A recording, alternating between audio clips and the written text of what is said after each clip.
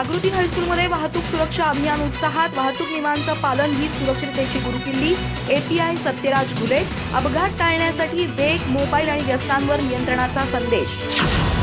सतत होणाऱ्या रस्ते अपघातांमुळे केवळ एखादी व्यक्ती नव्हे तर संपूर्ण कुटुंब आणि राष्ट्राची मोठी हानी होत आहे.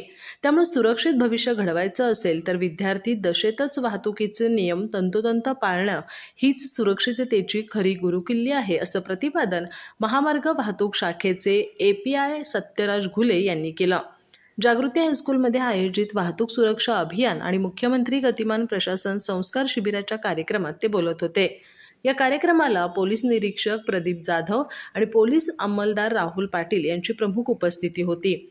तर मुख्याध्यापक श्रीरंग तांबे अध्यक्षस्थानी होते. स्वागत आणि प्रास्ताविक उपमुख्याध्यापक बीजी कुंभार यांनी केलं, तर पाहुण्यांचा परिचय क्रीडा शिक्षक संपत सावंत यांनी करून दिला.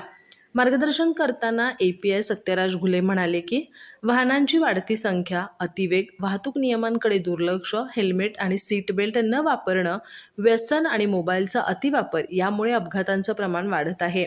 विद्यार्थ्यांनी रस्ता ओलांडताना झेब्रा क्रॉसिंगचा वापर करावा, सिग्नलचे पालन करावं, रात्री रिफ्लेक्टरचा वापर करावा, वेगावर नियंत्रण ठेवावं, हेल्मेट आणि सीट बेल्टचा वापर करावा, तसंच फुटपाथ नसेल तर रस्त्याच्या उजव्या बाजूने चालावं असं आवाहन त्यांनी केलं. पोलीस निरीक्षक प्रदीप जाधव यांनी डिजिटल युगात मोबाईलच्या अतिवापरामुळे वाढत चाललेल्या आर्थिक फसवणुकीबाबत विद्यार्थ्यांना सतर्क केलं. अनोळखी कॉल, लिंक किंवा OTP मागणाऱ्या संदेशांपासून सावध राहावं आणि मोबाईलचा वापर गरजेपुरताच आणि जागरूकतेनं करावा असं त्यांनी सांगितलं.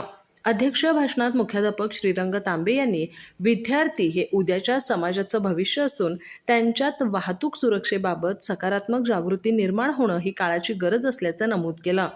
या कार्यक्रमाला पोलीस अंमलदार राहुल पाटील, पर्यवेक्षक महंतेश दड्डी, उदय देसाई, रवींद्र भंडारे, प्रकाश हारकारे, प्रकाश गायकवाड, प्रवीण पाटील, स्मिता शिंदे यांच्यासह शिक्षक आणि विद्यार्थी मोठ्या संख्येनं उपस्थित होते. कार्यक्रमाचं सूत्रसंचालन अनिल कांबळे यांनी केलं, तर आभार सचिन मगदुम यांनी मानले. अधिक माहिती आणि ताज्या घडामोडींसाठी आजच आमचे चॅनल सबस्क्राईब करा.